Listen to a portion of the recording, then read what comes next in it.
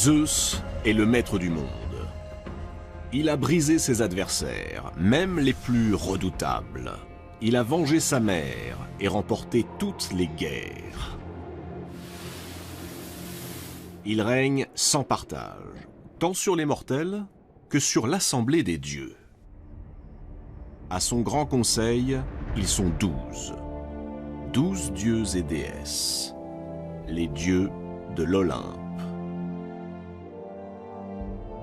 Mais après avoir conquis le pouvoir, Zeus s'est retrouvé devant un univers sans dessus-dessous, entièrement fracassé. Il a dû en quelque sorte refaçonner le monde, instituer une forme de souveraineté plus mesurée, plus équilibrée. Mais le pouvoir peut-il s'exercer sans cette fièvre qui consume autant le cœur que les corps?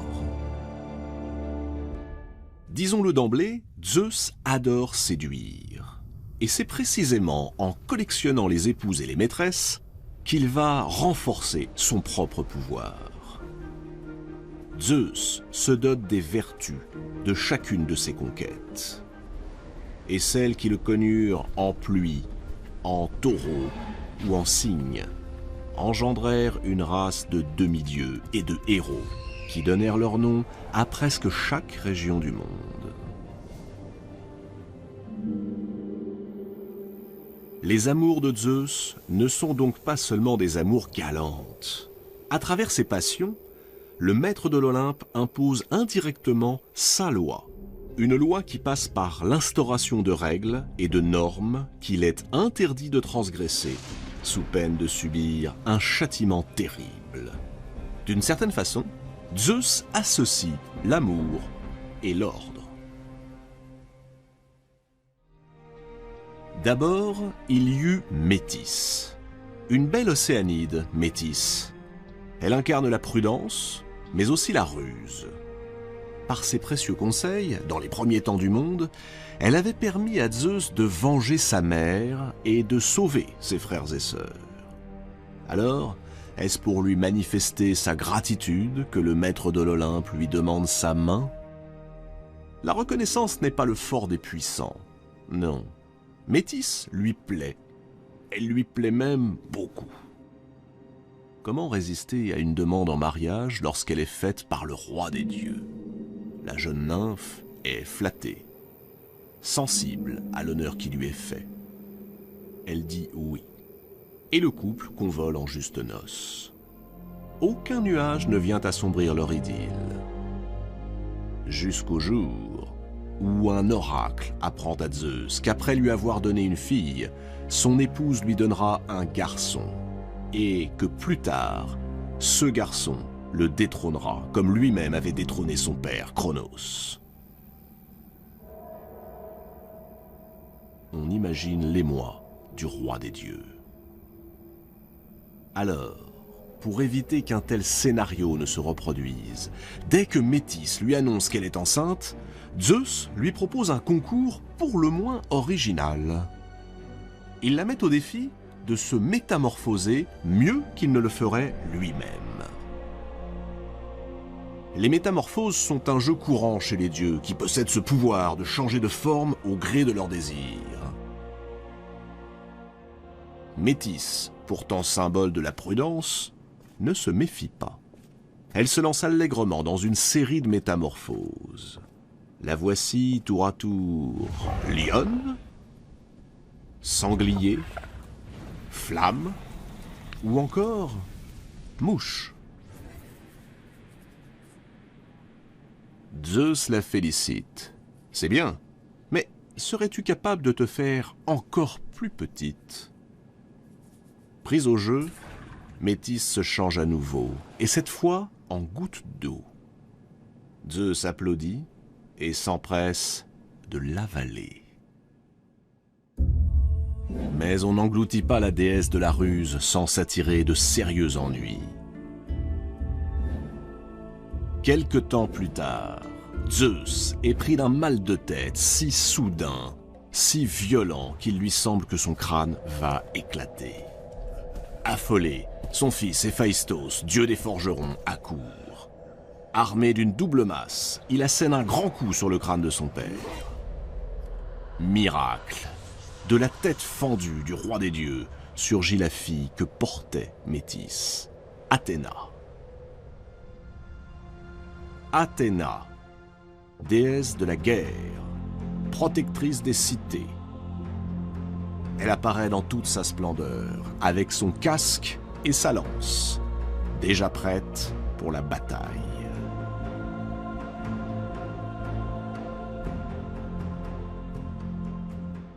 La mère de Zeus, Rhéa, s'est vite aperçue des inclinations de son fils. Elle pressent les conséquences désastreuses de son instabilité sentimentale et sexuelle, et elle lui interdit de se remarier. Interdire? Comment ose-t-elle? Aurait-elle oublié qu'elle s'adresse au maître de l'univers? Piqué au vif, Zeus menace sa génitrice de la violer sur le champ. En guise de réplique, Rhéa, peu impressionnée, se métamorphose en serpent, prête à bondir sur son fils. Zeus en fait autant. Il se change en serpent mâle, et s'unissant à elle en un nœud indissoluble, il met sa menace à exécution. Sa mère, hors d'état de nuire, Zeus s'empresse de se choisir une nouvelle épouse. Il ne le fait pas au hasard. À travers Métis, Zeus a acquis la ruse et la prudence. Il lui manque le sens de l'équité, le sens de la justice. Il va donc jeter son dévolu sur la vénérable Thémis, une titanide. Thémis est la déesse de la justice. Ensemble, ils auront une bonne quinzaine d'enfants. Parmi eux, il y a 3 filles sublimes, les Heures. 3 filles qui dirigeront le cours régulier des saisons. Et puis, 3 autres filles. 3 autres filles qui vivent quelque part dans un antre impénétrable à proximité de l'Olympe. 3 beautés au regard vide. Elles vont toujours ensemble, unies par un fil, et elles ont pris l'aspect de simples fileuses. Leur nom fait trembler les mortels, mais aussi les dieux. Cloto, celle qui file. L'Achésis, celle qui détermine la longueur du fil. Et Atropos, l'implacable, celle qui coupe le fil. Ce fil, c'est bien sûr le fil de la vie des mortels et la vie des dieux. Ces 3 filles, on les a appelées les moires, et plus tard, à Rome, on les appellera les parques. Leurs décrets sont inflexibles, et personne n'a le pouvoir d'y changer quoi que ce soit. Zeus lui-même reconnaît leur supériorité. Jamais il n'osera les défier. Les moires incarnent le destin.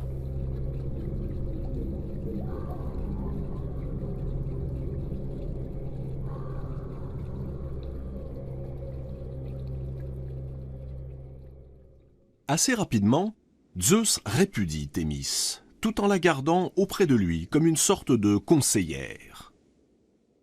Zeus possède donc déjà la prudence, la ruse et la justice.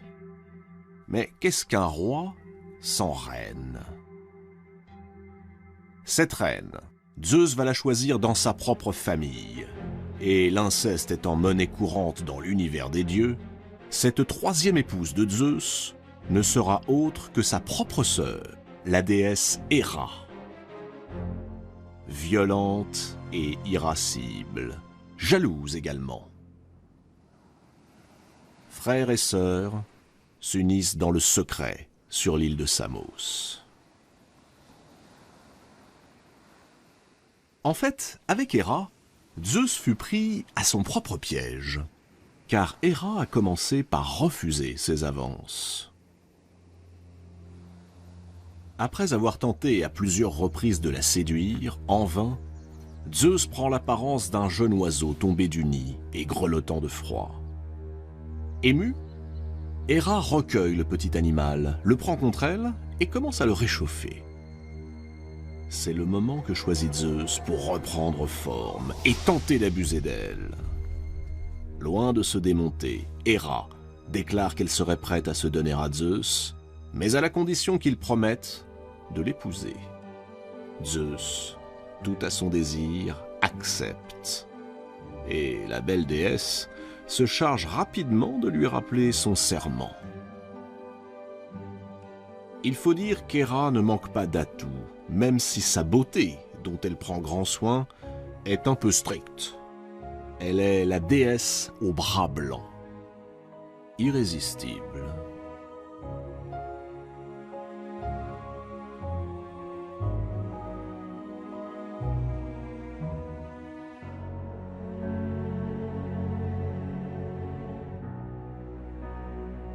Ce mariage quelque peu forcé et la beauté de son épouse n'empêcheront pas Zeus de poursuivre sa quête amoureuse, mais toujours dans un but précis. Il est maître de l'univers et cherche à renforcer ses liens avec les différents éléments naturels. L'eau et les océans, par exemple. Où a-t-il croisé Eurynomée, la fille aînée d'Océan ?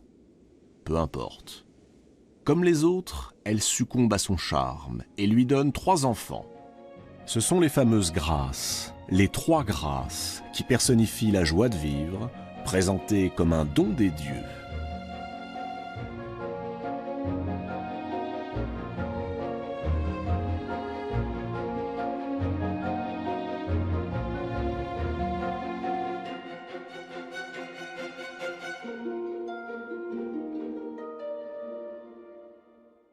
Plus tard, Zeus ne passera pas moins de 9 nuits auprès d'une autre titanide, la belle Mnémosyne, la mémoire, qui lui donnera 9 filles, les Muses. Les Muses vont symboliser les arts, et chacune se voit attribuer une spécialité, l'éloquence, l'histoire, la poésie, la musique, etc. Les Muses partagent leur temps entre l'Olympe, à chanter aux dieux leurs exploits, et le mont Hélicon, où coule, dit-on, une source qui souffle l'inspiration aux poètes.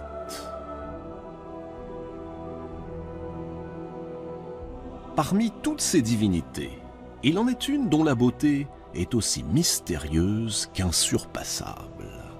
C'est la déesse de la nuit, Leto. Depuis toujours, Zeus la désire. Et il a envie d'un garçon.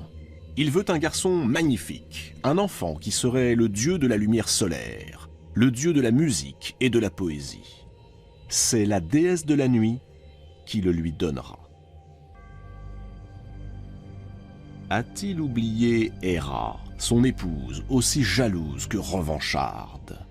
Leto est une maîtresse que Zeus honore régulièrement. La voilà bientôt enceinte de jumeaux. Mais la reine de l'Olympe, exaspérée par cette nouvelle incartade de Zeus, lance à la poursuite de la malheureuse Leto un monstre surgi des profondeurs de la terre, le serpent Python. Héra décrète en outre que jamais Leto ne devra trouver de repos là où brille le soleil. Voilà donc la malheureuse obligée d'errer à travers la Grèce, jusqu'à ce que, saisie déjà par les premières douleurs, elle atteigne une petite île de la mer Égée qui veut bien lui donner asile.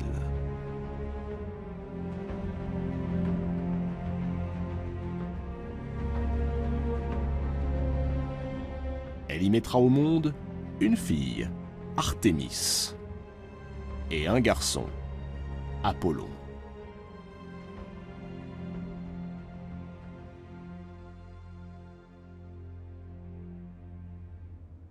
Mais les déesses ne sont pas les seules dont Zeus tombe amoureux. Les femmes mortelles, font également battre le cœur du dieu des dieux. Et c'est un problème. D'abord parce qu'il n'est pas dans l'ordre des choses que dieux et mortels se mélangent. Ensuite, parce que les simples mortels ne peuvent contempler un dieu sous son apparence divine. Une femme sur terre est en train de rendre Zeus passionnément amoureux. C'est la fille du roi de Thèbes. Elle s'appelle Sémélé. Pour obtenir ses faveurs, Zeus n'a pas d'autre choix que de se déguiser en prince charmant.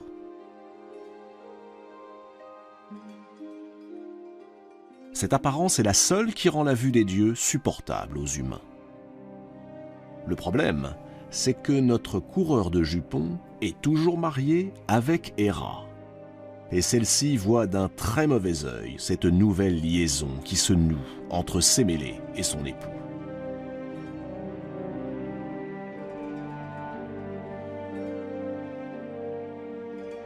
Héra n'entend pas se laisser faire. Elle prend l'apparence de la nourrice de Sémélé, une vieille femme que Sémélé adore et qui a toute sa confiance. Elle lui rend visite. Sémélé est déjà enceinte et sur le point d'accoucher. « Cet homme qui prétend être Zeus, lui dit la vieille nourrice, es-tu bien sûr qu'il n'est pas un imposteur? Qui te prouve qu'il est bien Zeus? Demande-lui donc une preuve. Si Zeus est vraiment ton amant, qu'il se montre nu devant toi, dans toute sa majesté, ainsi qu'il apparaît aux autres dieux. » Ces propos ne laissent pas Sémélé indifférente. Elle se met à douter. Cet homme, son amant, est-il vraiment Zeus? Quand ce dernier vient lui rendre visite, elle le supplie de se montrer tel qu'il est réellement. Zeus refuse. Il sait trop quelles seraient les conséquences.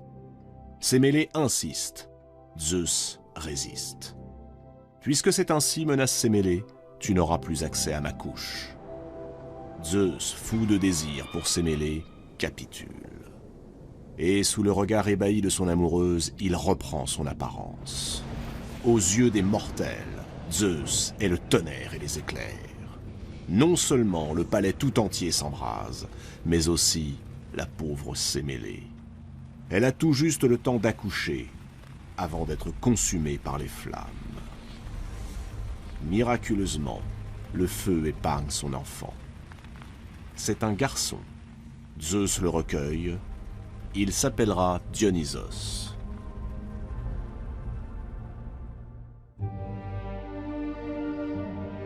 Zeus ne peut donc s'unir aux mortels qu'en recourant à d'incroyables stratagèmes. Tantôt aigle, tantôt cygne, ou encore pluie d'or. Il varie les plaisirs et multiplie les transformations amoureuses.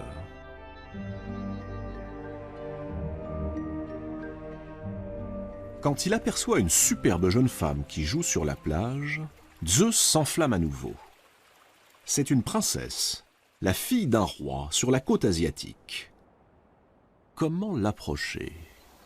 Elle mène son troupeau au pâturage.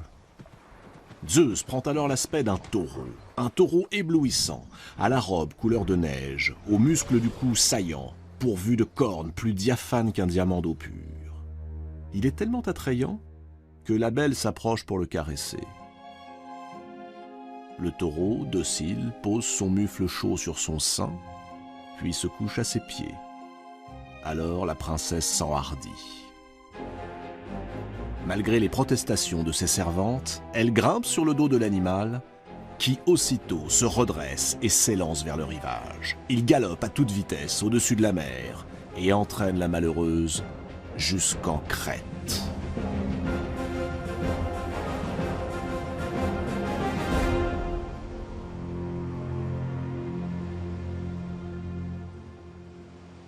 Une fois arrivé, Zeus reprend forme humaine et passe à l'acte. Cette princesse venue d'Asie et qui désormais vivra ici en Crète s'appelle Europe. Pour remercier l'animal qui lui a permis d'enlever la princesse, Zeus le place au milieu des étoiles. Gardez les yeux au ciel. Non loin de là, voici la grande ours. Son véritable nom est Callisto. En grec, Callistos veut dire ce qu'il y a de plus beau. Il n'est donc pas étonnant que Zeus se soit pris de passion pour cette nymphe. Seulement, elle fait partie des servantes de la déesse Artémis. Artémis est la déesse de la chasse, mais aussi la déesse de la virginité. Callisto a donc fait vœu de chasteté. Aucun homme n'est toléré auprès d'elle, ni auprès de ses camarades, les vierges chasseresses. Le dernier qui a transgressé cette règle, un chasseur nommé Actéon, a connu un châtiment atroce. Artémis l'a changé en cerf et l'a fait dévorer par ses propres chiens.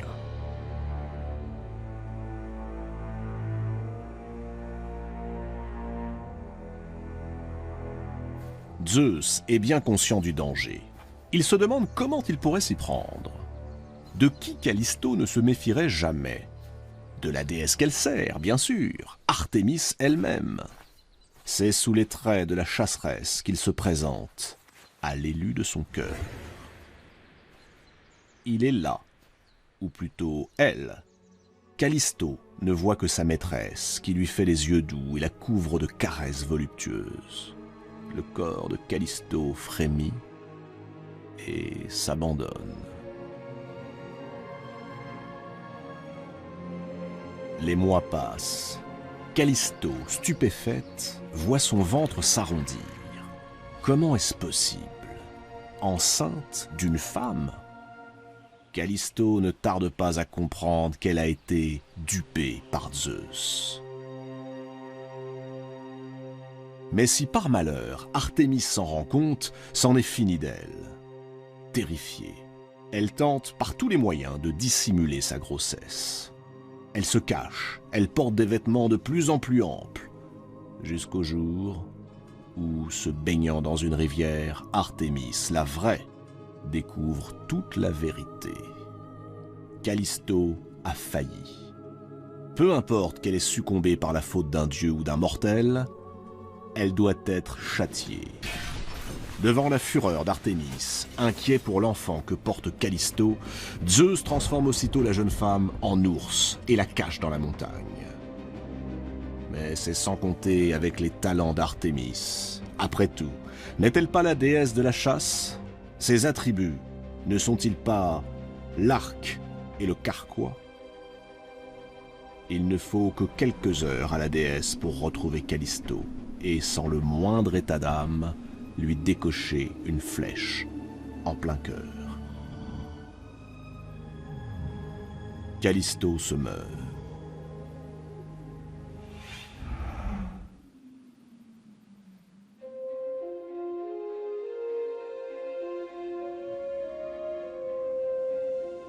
Alors Hermès, le fidèle Hermès, le messager des dieux, dépêché par Zeus, s'empresse de sauver l'enfant que portait Callisto. C'est un garçon, Arcas. Il sera roi d'Arcadie. Et la pauvre Callisto? Zeus ne l'oublie pas. Il récupère son corps, le dépose dans le ciel. Ce sera la grande ours.